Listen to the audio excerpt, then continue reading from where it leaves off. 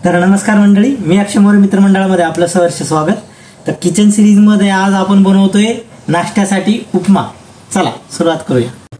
तर सगळ्यात आधी उपमा बनवण्यासाठी मी एक छोटा कांदा उभा चिरून घेतलेला आहे। घरात असणाऱ्या भाज्या जसं की गाजर, वाटाणा, हिरव्या मिरच्या, टोमॅटो, कढीपत्ता हे कट करून घेतले। आता कढई ठेवून त्याच्यामध्ये तेल टाकायचे। तेल थोडंसं गरम झाल्यानंतर ना त्याच्यामध्ये चिमूटभर मुगाची डाळ, चिमूटभर हरभऱ्याची डाळ, चिमूटभर तुरीची डाळ हे सगळं फ्राय करून घ्यायचे। ते थोडंसं फ्राय झालं की त्याच्यामध्ये आपण जिरं मोहरी टाकणार आहे। जिरं मोहरी नाचून झालं की त्याच्यामध्ये मग आपण जे काही चिरलेला कांदा, हिरव्या मिरच्या, टोमॅटो ह्या सगळ्या गोष्टी, कढीपत्ता ह्या सगळ्या गोष्टी आपण याच्यामध्ये ॲड करणार आहे।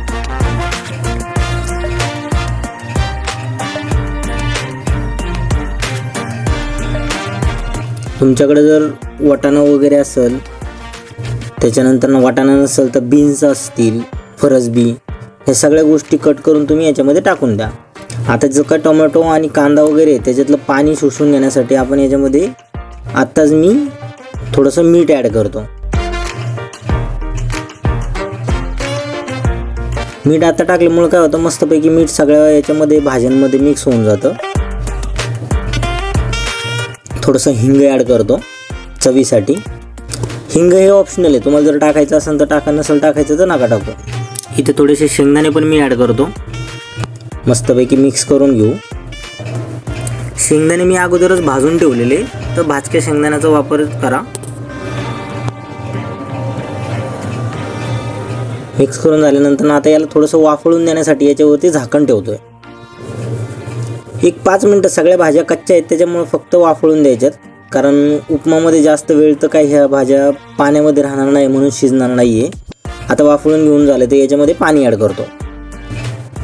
आता अंदाजानुसार तुम्हाला पाणी ॲड करायचं आहे। जेवढं जास्त तुम्ही पाणी ॲड कराल तेवढा गिचका जास्त होईल, आणि पाणी कमी टाकलं तर मग ते रवा जो आहे आपला तो शिजणार नाही आहे। सो काळजी घ्यायची आहे, जे काही प्रमाण आहे ते प्रॉपर प्रमाणामध्येच केलं पाहिजे। आता मी इथे 4 जणांसाठी साधारणतः 200 ग्रॅम रवा घेतलेला आहे, आणि साधारणतः 2 ग्लास पाणी याच्यामध्ये आपण ॲड करणार आहे। 2 ग्लास म्हणण्यापेक्षा 200 ग्रॅमसाठी मी साधारणतः अर्धा लिटर पाणी यूज करतोय। तर तो जो रेशो आहे तो तुम्हाला सांभाळून टाकायचा आहे।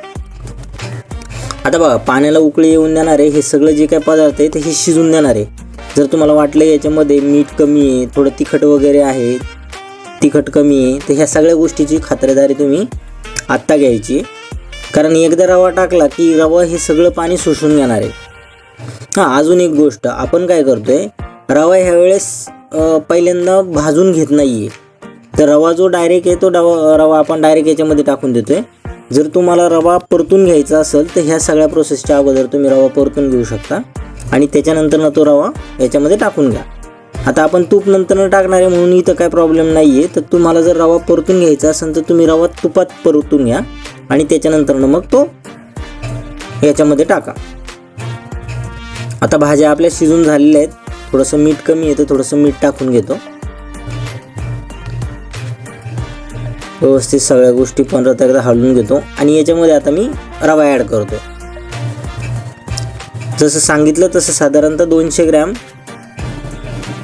रवा मी घेतलेला आहे। रवा टाकताना कंटिन्युअसली तुमचा पलटा जो आहे, कलथा जो आहे तो हलत राहायला पाहिजे, कारण रवा एकाच ठिकाणी त्याच्या गुठळ्या बांधतात, त्या गुठळ्या बनवून द्यायच्या नाही आहेत आपल्याला।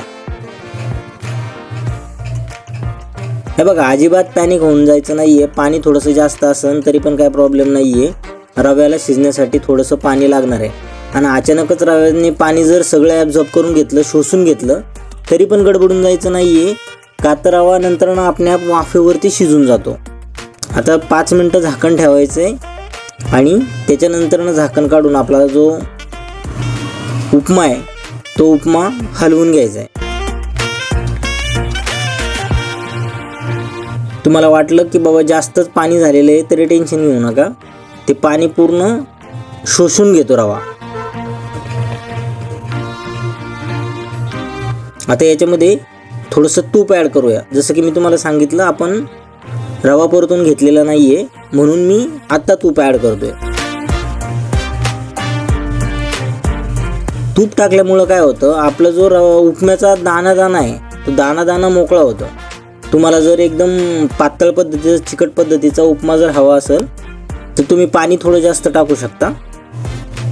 याच्यावरती थोडंसं झाकण ठेवतो आणि लो फ्लेमवरती एक 5 मिनटं फक्त उपमा थोडासा त्याच्यामध्ये जो काय तुप आपण टाकलेलं आहे त्या तुपाचा फ्लेवर मिक्स होईपर्यंत त्याला ठेवायचं आहे. पहा उपमा कसा फडफडीत झालेला आहे.